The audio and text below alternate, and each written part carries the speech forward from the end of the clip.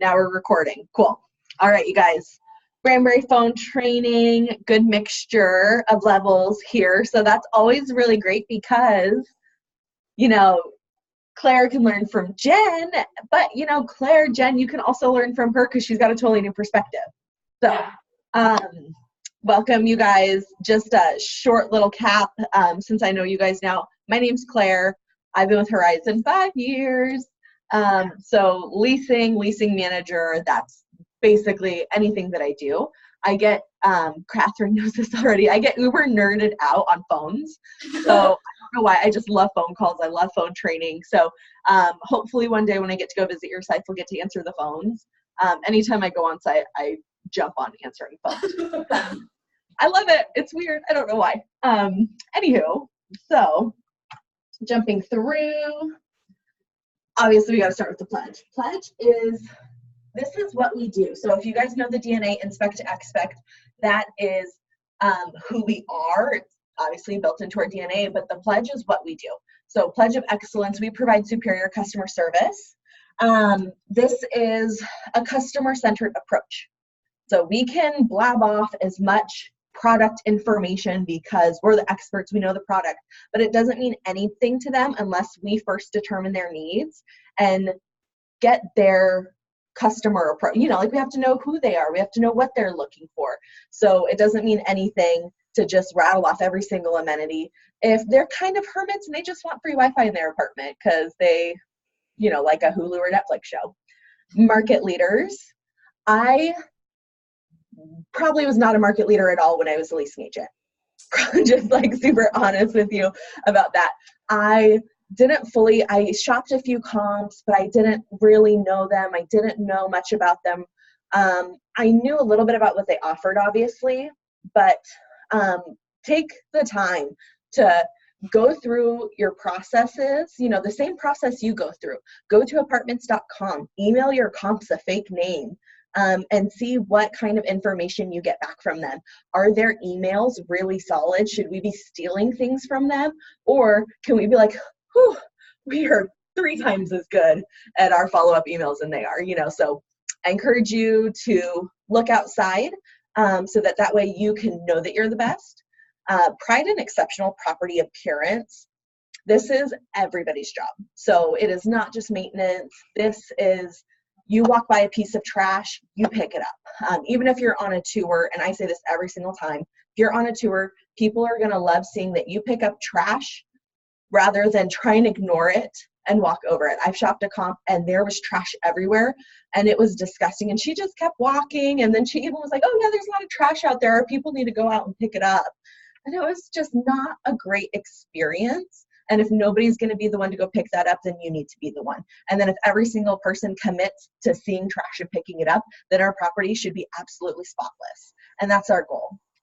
Because if we can't keep up with just sidewalks and little bits of trash, then what do our apartments look like? And that's what I would think about. What am I moving into if they can't even, you know, like keep the parking lot clean? If it's something you can't control, then don't be afraid to speak up and talk to somebody who can fix or resolve the issue.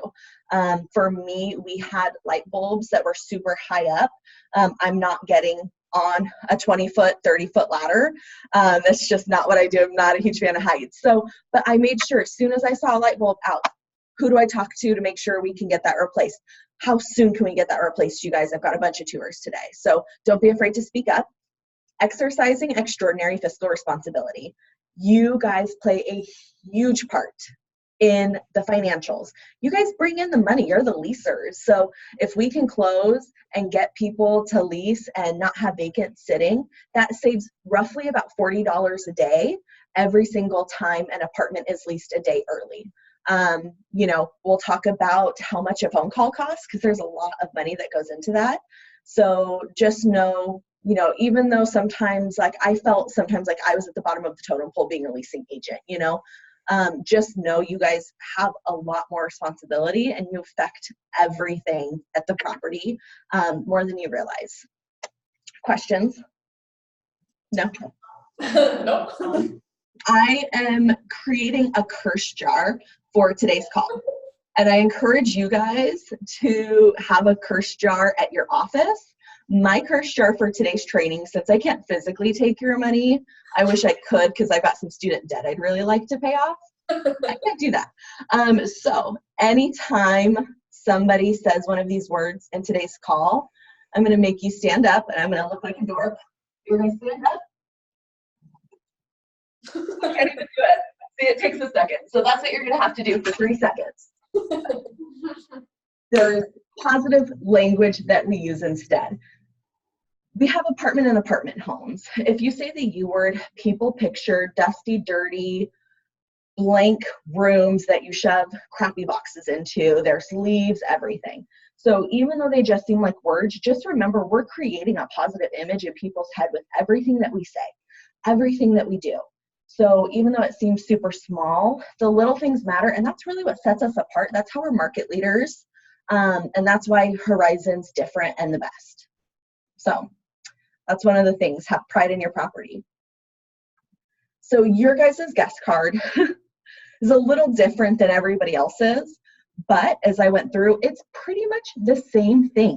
It really is. So your 5 must-haves for every single call: name, number, email, and asking for a tour.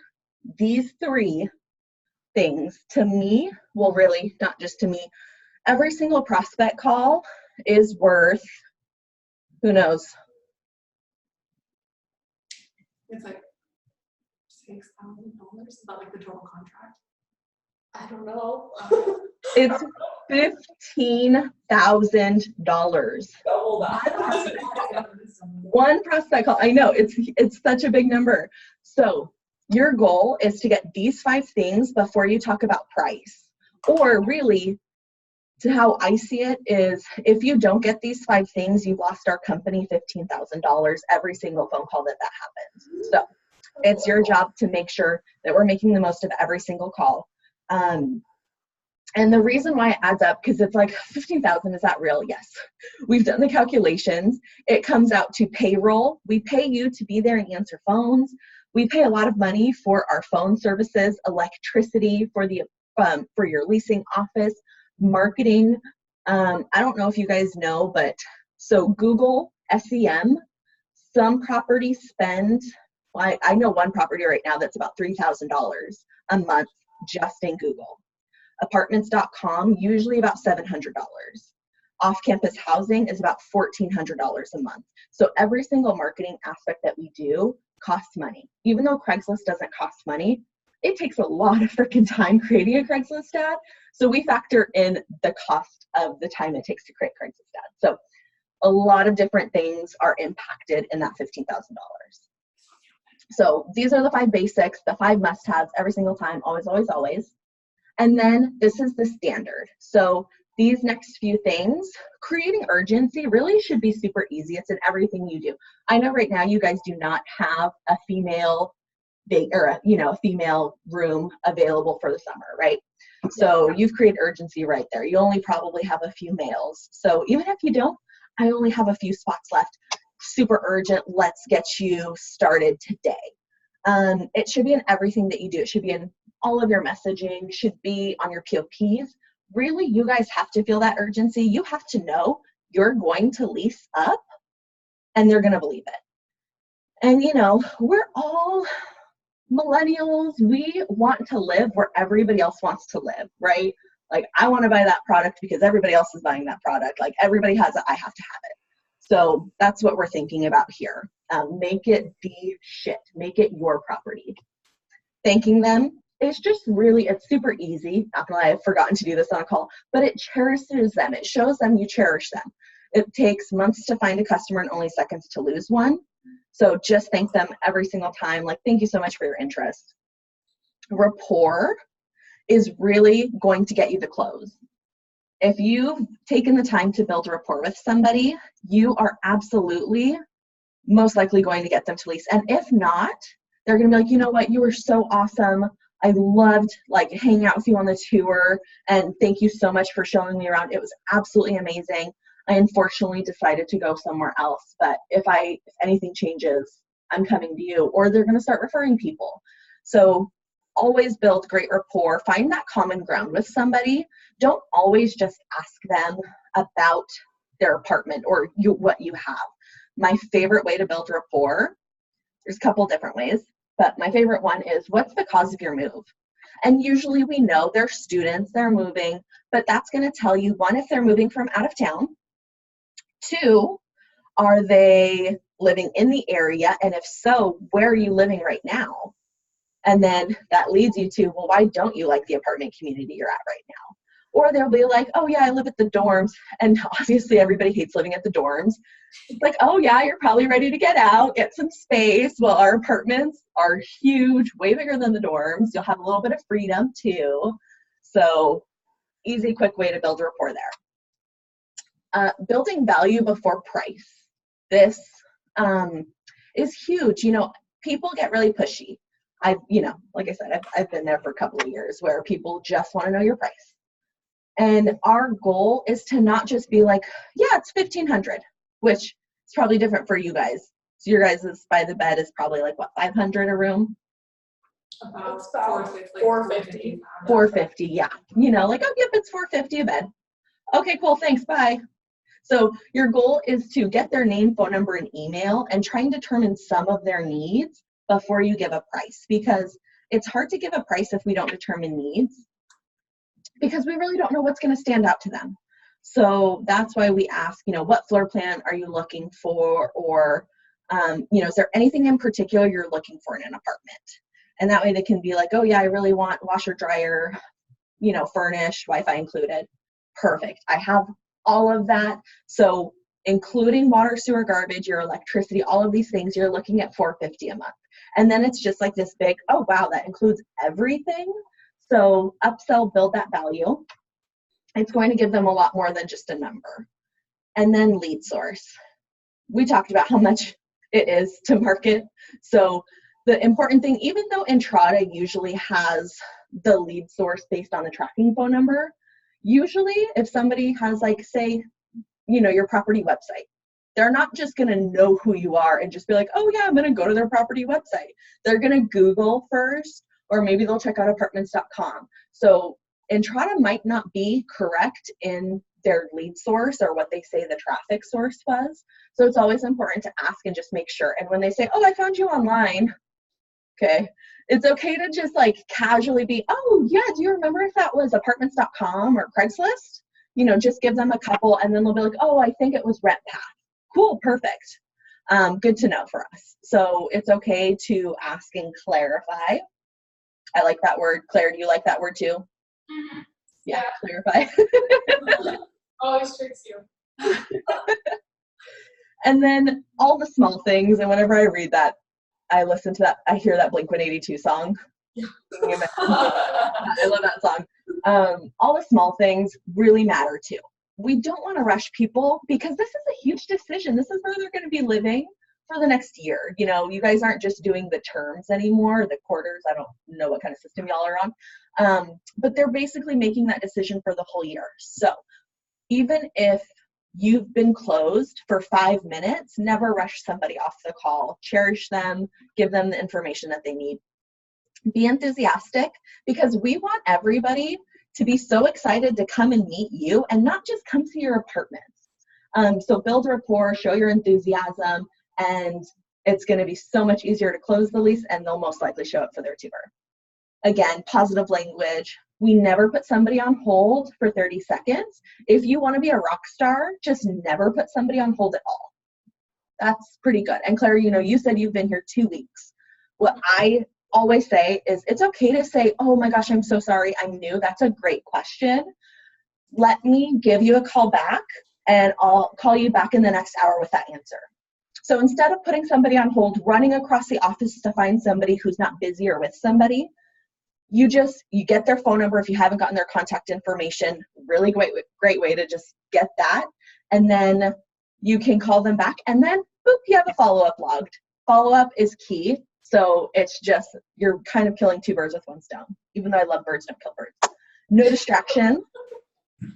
It's so obvious, and I listen to a lot of calls. I can always tell if somebody's distracted. So one thing to help with that is answer before the third ring, but never on the first ring. So about that second ring is when we want to answer. If we answer on the first one, it's like, hi, what can I do for you? Okay, lady, you guys clearly are not busy over there.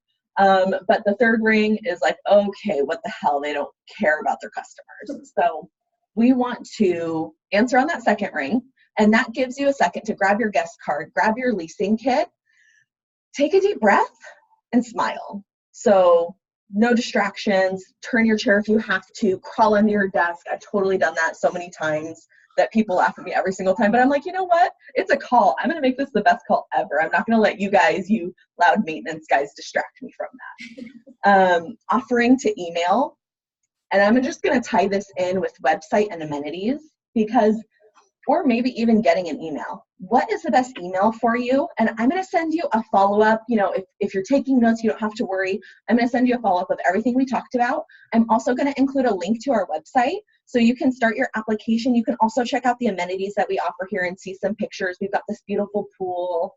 We have a sand volleyball court. So you can wrap multiple things in. You don't have to sit there and say, yeah, you should check out our website. It's got, you know, floor plans, pricing, all of these things. You just have to mention it. Do a quick mention of that. You don't have to list out every single amenity. I've got 2 pools, 2 hot tubs, 2 24-hour fitness center. We have night patrol, business center, free printing, coffee bar. You know, we don't, again, customer-centered approach, not a product-centered approach. So you can wrap a couple of things up together. Specific appointment, there's one way that you can get this, and it's super easy. When you ask for the tour, say, how soon can you come and tour today?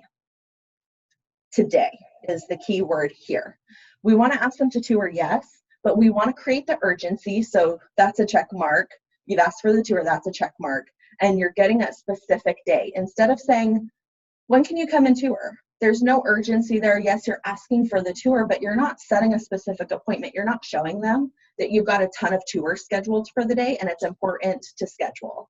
You know, if they're like, oh, I can't come and tour today, I can come in on Friday. Okay, do you prefer morning or afternoon? And then depending on what they say, set an appointment for 2:15 or 2:45, or, you know, 15 or 45 minutes past the hour. Sticks in somebody's head a lot more. And what that does is they're most likely going to show up for their tour. Because if not, they're like, oh, yep, it's about 1 o'clock, but my friends are going to the movies, and it really didn't seem like it was that set of an appointment, so I'm going to go to the movies instead. So set those specific times, set a specific appointment. Again, create that urgency, and don't just show that you guys are sitting just waiting for people to walk in. Obviously, determine move-in, floor plan, and who it's for. Usually, it's pretty clear, it's pretty obvious what they're looking for or that it's for them. But again, it's okay to clarify because that's going to get you these little tick marks.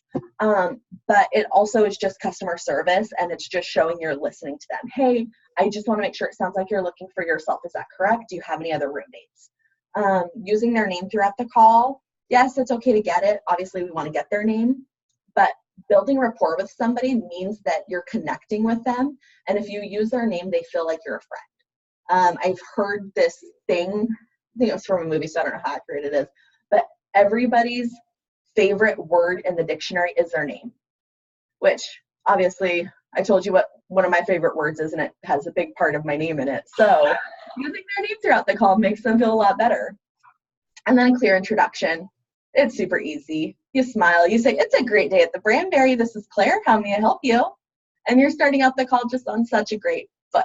So now that we've kind of broken everything down, basically, I did a call analysis scorecard report in Entrada. So I think Catherine, I showed you guys how to do this on that leasing manager call. So you can show them how that they can look this up. So you guys have had 7 calls this month in June, and your average is 68.41. So the great thing about that is we have so much room for improvements, and you guys are totally going to get there. So HRA standards, who knows? Wasn't it 90? 80. 80. Everything about 80. Yeah. Everything's about 80. I like the 90 though. And I do usually say I only email great job if it's a 90% or higher. So if you want some kudos, and I I CC your regional and your property manager just to make sure they know how awesome you are. Strive for that 90. That's always good. So I've broken it down about where we really need to drill in and focus on for the property. So using the caller's name throughout the call. You guys, so far for June, out of your 7 calls, only about 57% of the time do you use their name throughout the call. So about half the time, a little more than half the time, we're using their name. So be conscious of that. Get their name early on in the call, and that's going to help you use their name later on. And it doesn't have to be, thanks, Jessica. It's great to meet you, Jessica. When are you looking to move, Jessica? You don't have to do that. Max up 3 times is a good amount. You know, get their name. My favorite thing when I ask for their name is, thanks, Catherine. It's great to meet you. Again, my name is Claire. And then they kind of laugh and they're like, haha, it's great to meet you. Like, you're on the phone. I'm not meeting you, but okay, you crazy lady. But it gets them laughing and it throws them off a little bit, which is kind of a good thing because you throw them off, you kind of throw them off your questions. You could take the lead of the call at that point. So one little trick. And then attempt to obtain an email. So that is, again, 57% of the time we're getting their email. Phone, obviously, super great that we get. Getting just the email, again, super important. But even more important is getting both, because when it comes down to follow-ups, we don't want to just rely on email because then that gets super annoying. And we don't just want to have a phone number because then every single time we call, we always get voicemail. So for quality follow-ups, you want both. And that's going to be, you can rotate through. It's not so annoying than just having one. Offering to send an email with information, 28% of the time we're offering to send an email. So even if it's a female calling for a female room, just always get that information and just say, absolutely, I don't have anything. I want to get you on a wait list though. And just in case we open up, just so you have all that information, I'm going to send you an email with a link to our website. You can check out the amenities. And that way, once we have something open up and I give you a call, you already know that we're the decision you want to make. Super straightforward. Building value before the price discussion. Again, it's a little lower, about 28% of the time. So just take a few seconds and just say, absolutely, we include so much. We'll roommate match you, fully furnished. So all inclusive, you're looking at $450. So it doesn't have to be a super long spiel. I think sometimes mine is a really long spiel, but it does depend on the person, obviously. But just a couple of quick little features about your community. Just building that value is going to make a big difference in people's minds. And again, because different communities offer different things, so they might have called a couple of communities already that don't offer what you offer. So they're just assuming that your price is going to be whatever your comps are including. So they don't know that you guys are so much better. You include so much more. You're just the best option for them. And then attempting to set a specific appointment. So we talked about some of those. So 20% of the time, we're attempting to set a specific appointment. So you guys wrote those down. What were they again? We want to ask for the tour. Are you frozen? Hello?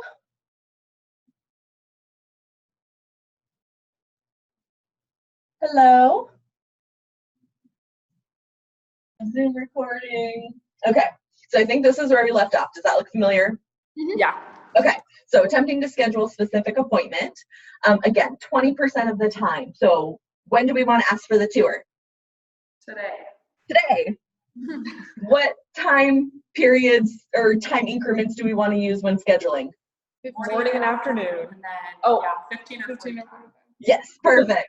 All right, so we already know we've got all the tools to make sure that that's just gonna bust us forward in that score there.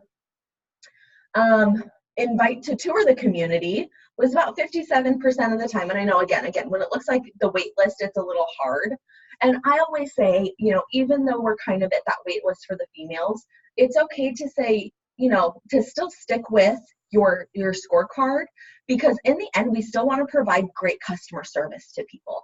So it's okay to still invite them in for a tour, you know, in case that opens up. Again, same with the email. In case it opens up, you know, let's get you into tour and we'll see what we can do for you.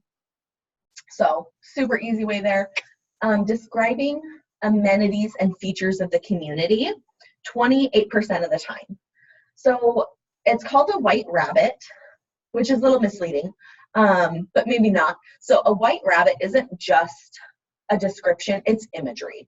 So when you're describing, especially for those who are moving from out of town and maybe can't come in tour, it helps build an image in their head so that they can picture themselves here. So we have a beautiful blue sparkling pool.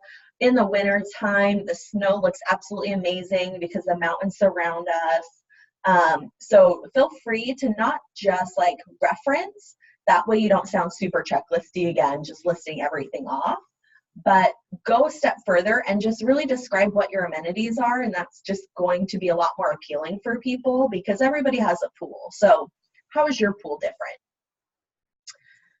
Referencing the website, again, talked about this, so we already know the best way. We can bundle that in with a few other things, but about 42% of the time right now. So toss a quick thing in. One also thing to remember is never say, oh, you should check out our website. Always, always, always, always offer to email it to them, because if you tell them they're going to Google, obviously, because everybody Googles everything, they're not just going to go straight to your website, they're just going to Google Branbury. If your comps are spending more in SEM or basically more on Google, your comps are still going to appear first. So you want to send them that direct link, so there's absolutely no chance of them clicking on your comp. You just want to just squash that, remove that chance, and always send them directly to your website and never risk them clicking on your comp and being like, oh, this is really pretty, I'll call them too. Little trick. And inquires on roommate preferences about 57% of the time. And again, this is probably because you guys are so close. You're so close to finishing up and getting there and being 100%. But you know, roommate matching is probably, I'm going to say most people, and you guys can correct me if I'm wrong, but who their roommate matched with is probably a top 5 concern for them. You know, they want to make sure that they're going to like their roommates, that they're going to feel comfortable in having you decide who their friends are going to be, is really kind of what that comes down to, who they live with. You know, most people are friends with their dorm roommates. Like my sister is still best friends with her roommate from college. So you kind of have that responsibility and that opportunity to make somebody a best friend. So always just ask a couple of questions. And then I have some call examples for us to listen to. So the first one is a little longer. So in your notes, just make a list of what this person does really well on the call, and then make another on your other side of the paper of what they could do better. I'm going to just give you a little snapshot. There's not a whole lot that she could do better. This is a really good call. It is a conventional property, but she just does such a great job at building rapport that I think it's super important for us to listen to. So let me know if you cannot hear when I start.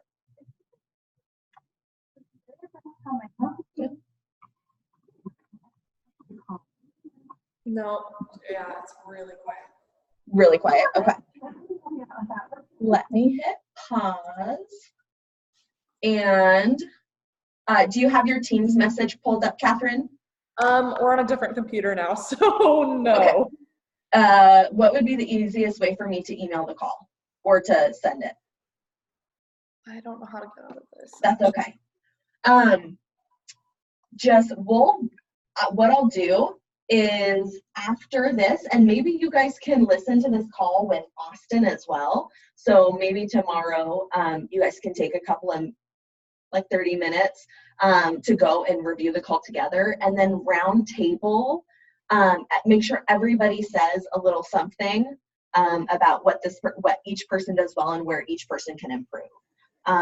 So little snapshots. The Canyon Springs, great rapport.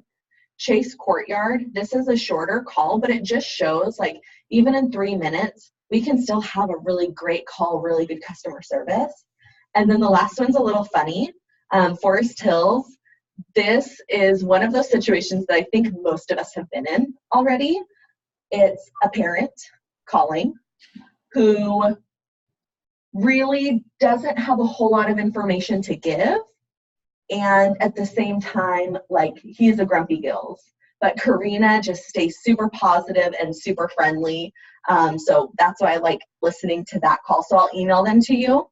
And just send me an email and say that you've listened to them, just so I know. Okay. So, okay. So a few extra tips and tricks for you guys. Number one, smile. I know I talked already about this. We've hired you guys for your great personalities, and a lot of times on the phone, it's kind of like an email where you don't know like somebody's tone and they don't know who you are yet.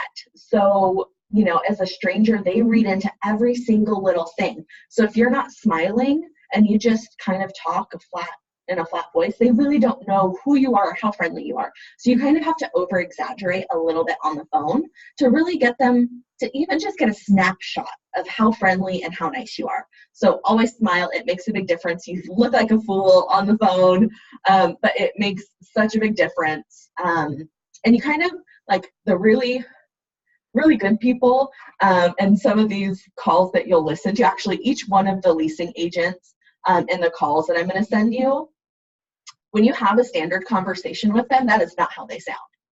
But it's actually a good thing. So great leasing agents have what we call as the phone voice. So, like, obviously we don't want to go like too sexual with it or anything like that, but we just want to like be super friendly. And so we all have our little telemarketer phone voice.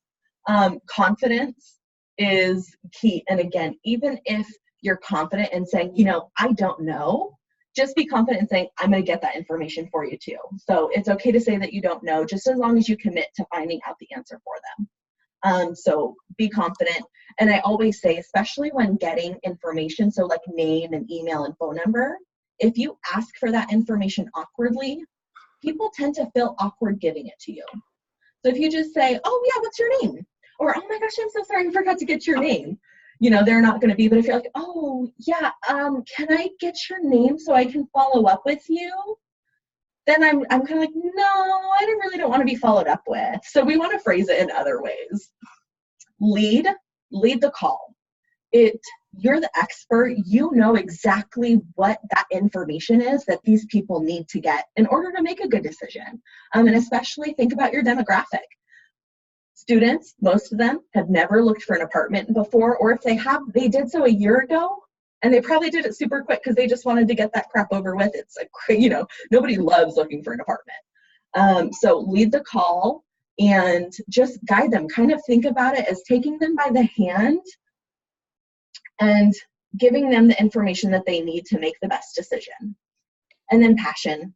I don't think anybody makes it in this industry unless they have a passion for it. And so have a passion for your property. Kelly, she's made a visit there recently, right? Kelly Pearson, yeah. She came around Christmas. So yes, she is the most passionate person I have ever met. And she started at my property too that I was at. And so find a passion for your property. Love the dirt. And I know that sounds weird, but like know the history of your property. Know the area and your community. And that's really going to show to people, and they're going to want to live there because you love it there so much. Also, if you live on site, always use your personal experiences. And I think that's always a really, really good thing to do. So any questions so far? no. Okay. So takeaways, what I'm going to have you do on your piece of paper is you're going to write 3 things that I want you to write. One is what you want to start doing that you learned about today. The second one is what are you going to stop doing? And the third is what do you want to continue to do?